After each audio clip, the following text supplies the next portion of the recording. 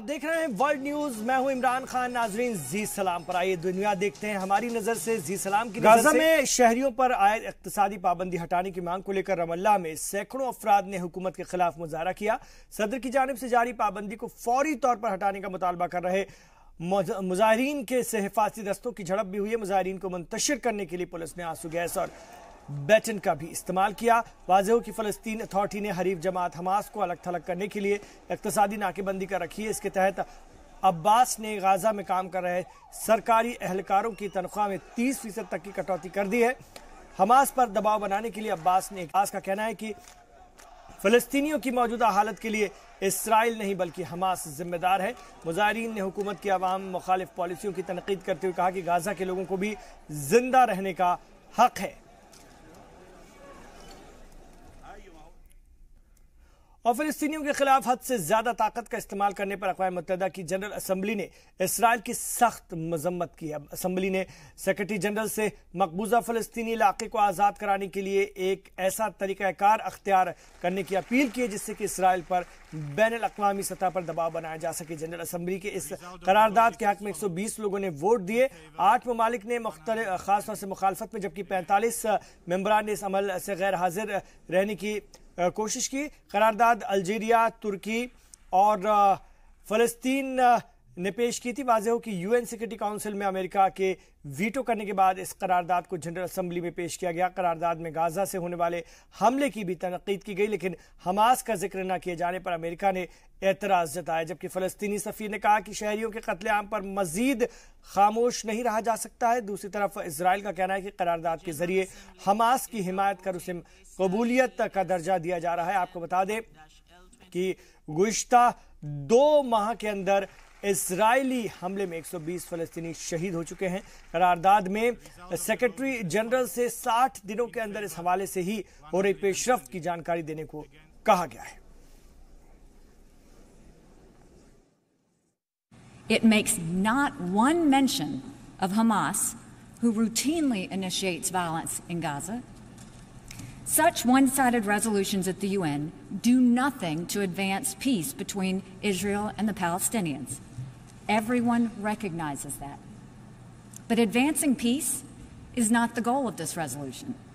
I suspect even my Turkish friends know the passage of this resolution won't change anything, but that it looks good for the people back home to think they're doing something. That is pure politics. To condemn, to regret, to express concern is not sufficient. We need action, we need protection of our civilian population. And why should that be offending anyone? We're just asking for a simple thing. We want our civilian population to be protected. Is that a crime to ask for? We cannot remain silent in the face of the most violent crimes and human rights violations being systematically perpetrated against our people. Nobody would remain silent. And not only that, we will continue to do everything possible in order to protect our people. This is a right to all people and the resolution. You are supporting Hamas.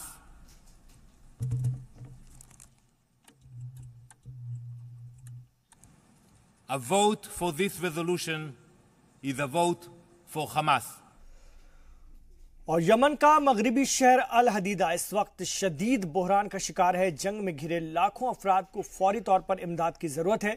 यहां पर Saudi अरब की क़यादत वाली मुश्तरका मुजाहमती force ने हमला कर सामानों की supply मुतासर कर दी है। सरकारी फौज और मुजाहमती फोर्सेज ने बंदरगाही शहर पर हमला करके लाखों लोगों के सामने जरूरी अशिया की फराहमी का मसला खड़ा कर दिया है।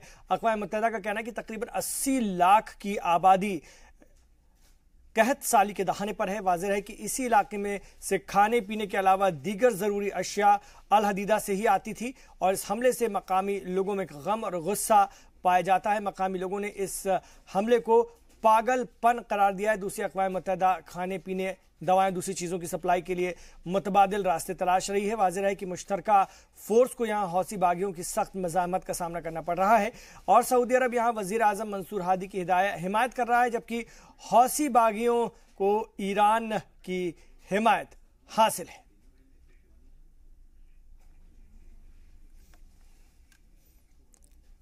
और सऊदी अरब में खवातीन को ड्राइविंग की इजाजत मिलने से प्रोफेशनल खवातीन काफी खुश हैं। इस फैसले के ऐलान के बाद से रियाज और दूसरे बड़े शहरों में कारों के शोरूम में खवातीन कस्टमर्स की आमदोरफ्त बढ़ गई है। खवातीन उन गाड़ियों के से मुतालिक ज्यादा दरियाफ्त कर रही जो ड्राइविंग में ज्यादा महफूज हो। माना जा रहा है कि इस फैसले से मुल्क में कार की बिक्री में सालाना 20% का इजाफा हो सकता है। वाज़ेह हो कि सऊदी फरमानरवा सलमान ने गुज़िश्ता साल जून में ही खवातीन को ड्राइविंग की इजाजत देने का ऐलान किया था।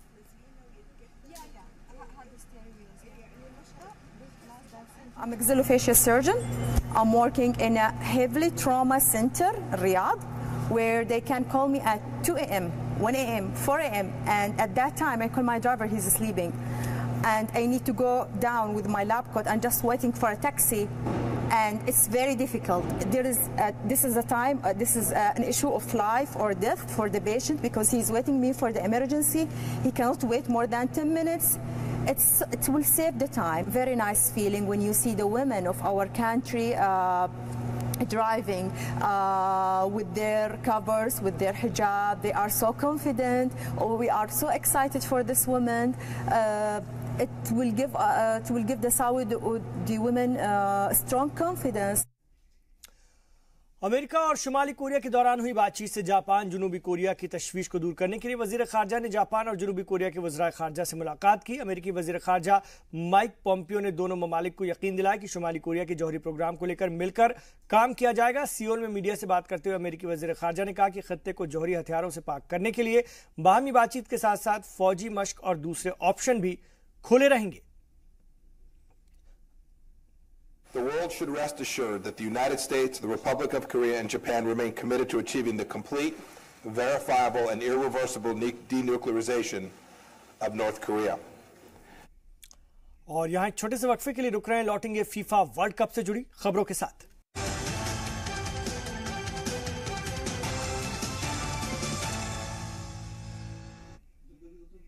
आप देख रहे हैं वर्ल्ड न्यूज और अब बात करेंगे फीफा वर्ल्ड कप से जुड़ी खबरों की।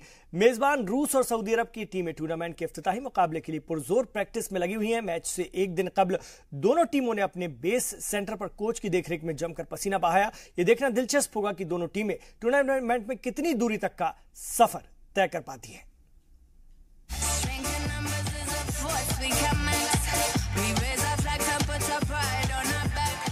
2018 आलमी फुटबॉल कप का आज से आगाज हो रहा है।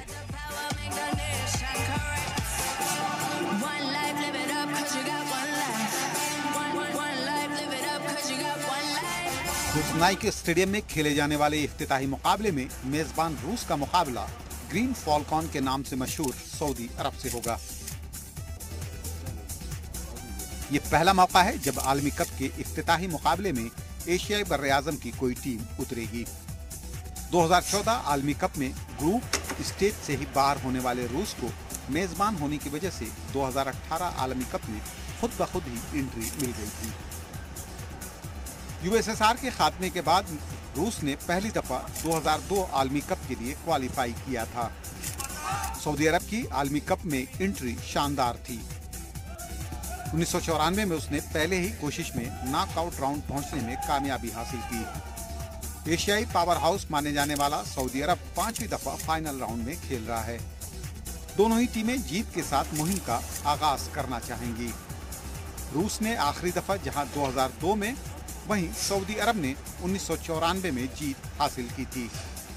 हालांकि दोनों ही टीमों की हालिया कारकर्दगी खासी मायूस कुन रही है। गुज़िश्ता 3 फ्रेंडली मुकाबलों में सऊदी अरब को शिकस्त का सामना करना पड़ा, जबकि रूस 7 मैचों से जीत का इंतजार कर रहा है। रैंकिंग के लिहाज से भी दोनों टीमें टूर्नामेंट की कमजोर टीमों में से शामिल हैं। आलमी दर्जाबंदी में जहां रूस 70वें नंबर पर है, वहीं सऊदी अरब की टीम 67वें नंबर पर। टीमों के ज्यादातर खिलाड़ी अपनी लोकल लीग में खेलते हैं, लेकिन बेहतर कारकर्दगी उनके मुस्तकबिल के लिए फायदेमंद साबित हो सकती है, खबर है कि रूस के कुछ खिलाड़ियों पर यूरोपीय क्लबों की नजरें बनी हुई हैं। मैच से एक दिन कबल दोनों ही टीमों ने जमकर प्रैक्टिस की। अर्जेंटीनाई कोच एंटोनियो पिज़ो की देखरेख में सऊदी अरब ने पीटर्सबर्ग के जेनिस स्टेडियम में खूब पसीना बहाया। वहीं रूस की टीम मॉस्को वाक़े अपने बेस में मुकाबले की तैयारियों में मसरूफ रही। 15 जुलाई तक चलने वाले इस टूर्नामेंट में 5 बर्रे-आज़म की 32 टीमें हिस्सा ले रही हैं। तमाम मुकाबले रूस के 11 शहरों में खेले जाएंगे। ब्यूरो रिपोर्ट, जी सलाम। तो 21वें फीफा आलमी कप की आज से शुरुआत हो रही है। एक माह तक चलने वाले इस टूर्नामेंट में सभी 5 बर्रे-आज़मों की चोटी की 32 टीमें शिरकत कर रही हैं। खिताब के मजबूत दावेदारों में इस दफा भी ब्राजील का नाम ही सबसे ऊपर है, लेकिन इससे फ्रांस, जर्मनी, स्पेन, अर्जेंटीना और पुर्तगाल की दावेदारी को कमजोर नहीं कहा जा सकता। बहरहाल 15 जुलाई को होने वाले फाइनल से कबल टीमों को लंबी मुसाफत तय करनी होगी।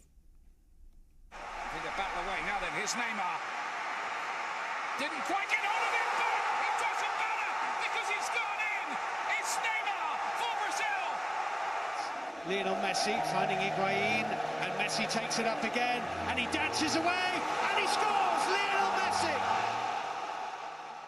किसी भी टूर्नामेंट की शुरुआत में मुमकिन फातेह की पेशनगोई करना रिचुअल जैसा ही है। मौजूदा फार्म, साबिका रिकॉर्ड, मजमूई तौर पर टीम के खिलाड़ियों की अफादियत और सलाहियत, ये वो चीजें हैं जिनकी बुनियाद पर टीमों पर दांव लगाया जाता है। इस बुनियाद पर फुटबॉल के किसी भी टूर्नामेंट में ब्राजील की टीम सरे फहरिस्त आती है। Good play by Germany. Closer is in the middle, and so Closer's there.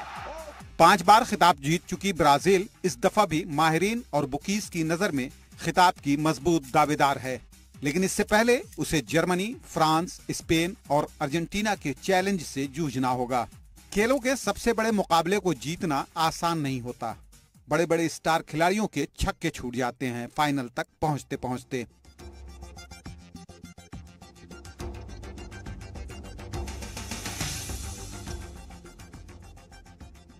इसका अंदाजा आप इससे लगा सकते हैं कि गुज़िश्ता 3 फाइनल का फैसला टाई ब्रेकर में हुआ।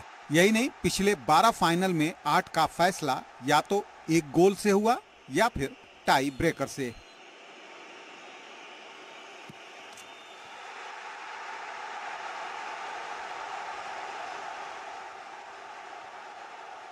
पांच दहाइयों में फुटबॉल बदल चुका है। खेल की स्ट्रेटजी मैच दर मैच बदल रही है, लेकिन नहीं बदला तो वो है फाइनल मैच का प्रेशर। इस लिहाज से देखें तो तारीखी एतबार से ब्राजील फाइनल के प्रेशर से बखूबी वाकिफ है। नेमार की क़यादत में ब्राजील रिकॉर्ड 6ठी दफा खिताब जीतने की आस में है। 2018 का वर्ल्ड कप 2014 की कड़वी यादों को भुलाने का बेहतरीन मौका फराहम करेगा उसे। इंजरी के बाद वापसी कर रहे दुनिया के सबसे कीमती खिलाड़ी नेमार भी एक ऐसे खिलाड़ी हैं जिनके बल पर ब्राजील 2014 के दाग को धोने की उम्मीद कर सकता है। लेकिन इन 4 सालों में जर्मनी की टीम में कोई खास तब्दीली नहीं आई है। कोच और खिलाड़ी ज्यादातर वही हैं जिन्होंने ब्राजील में खिताब जीता था। जर्मन टीम 56 सालों बाद मुसलसल 2 खिताब जीतने वाली पहली टीम जरूर बनना चाहेगी। ये वाहिद ऐसी टीम है जो गुज़िश्ता 4 आलमी कप और 3 यूरोपीय कप के सेमीफाइनल तक जरूर पहुंची है।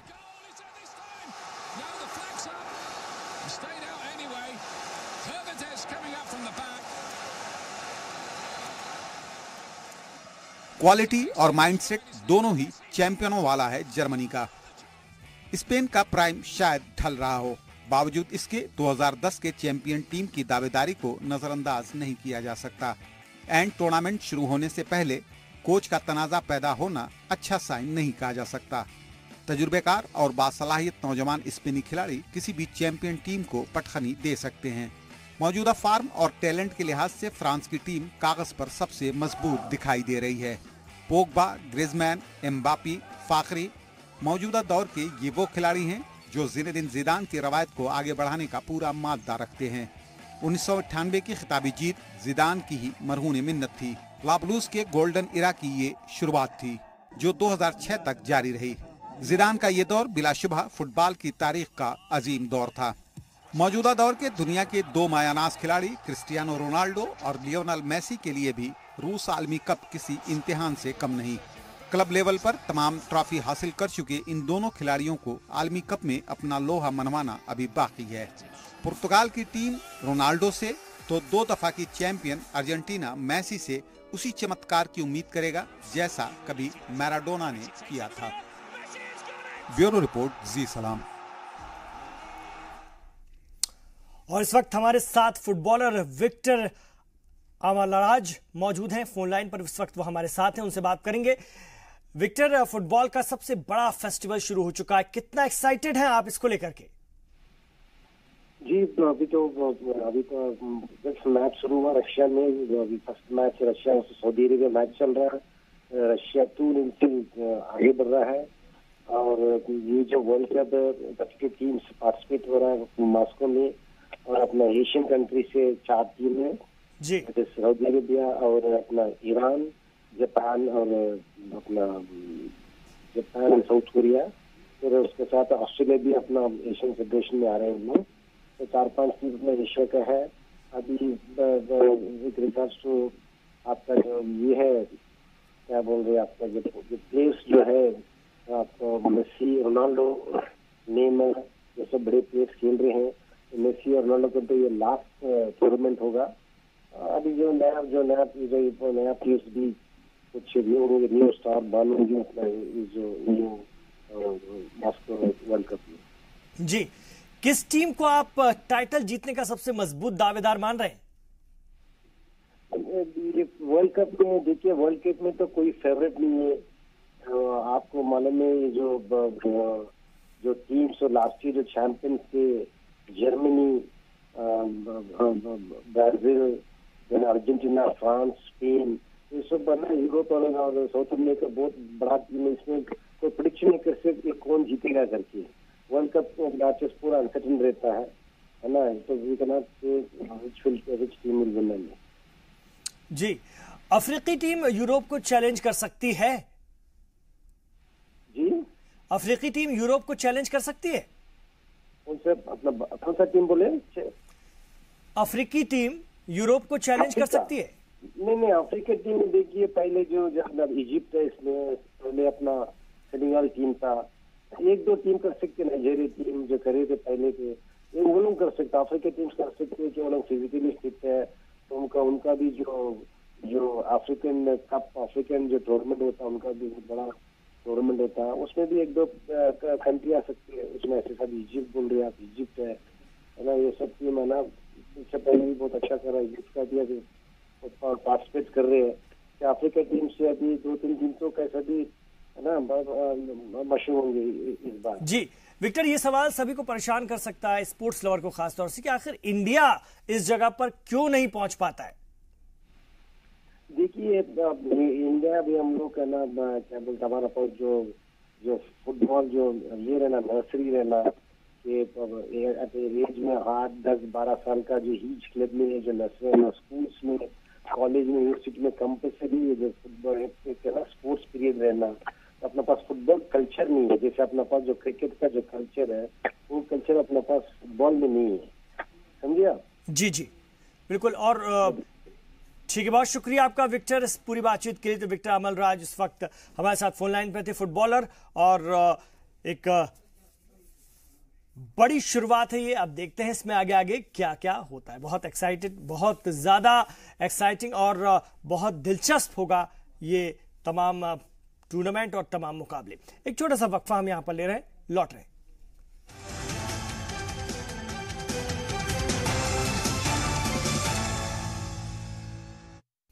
तो हम बात कर रहे हैं फीफा वर्ल्ड कप रशिया 2018 की। टूर्नामेंट के दूसरे दिन 3 मुकाबले खेले जाएंगे। पहला मुकाबला मिस्र और उरुग्वे के बीच खेला जाएगा। और अगर हम बात करते हैं मिस्र और उरुग्वे के बीच ये मुकाबला होगा, पहला मुकाबला होगा हिंदुस्तानी वक्त के मुताबिक। ये मुकाबला 5:30 बजे शुरू होगा। और दूसरे मैच में, अगर हम दूसरे मैच की बात करते हैं इस टूर्नामेंट में, तो वो मोरक्को और ईरान के बीच होगा। ये दोनों टीमें आमने सामने होंगी।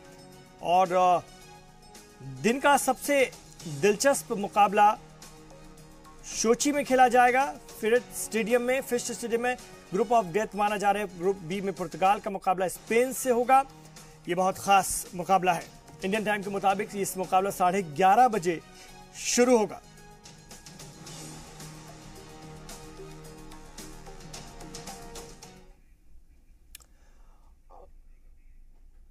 और फीफा वर्ल्ड कप 2018 का ऑफिशियल थीम सॉन्ग भी रिलीज कर दिया गया है। इस गाने को 1 मिनट में 70,000 से ज्यादा लोगों ने देखा है और अमेरिका की सिंगर निकी जैम ने इस गाने को अपने यूट्यूब चैनल पर पोस्ट किया। फीफा वर्ल्ड कप के लिए इस गाने को अमेरिका के डीजे और गुलकार डिप्लो ने बनाया। इस गाने को अमेरिका के मशहूर आर्टिस्ट निकी जैम और अल्बानियन सिंगर इरा इस्तिफ्रेफी ने अपनी आवाज दी। चलते चलते आपको छोड़े जाते हैं।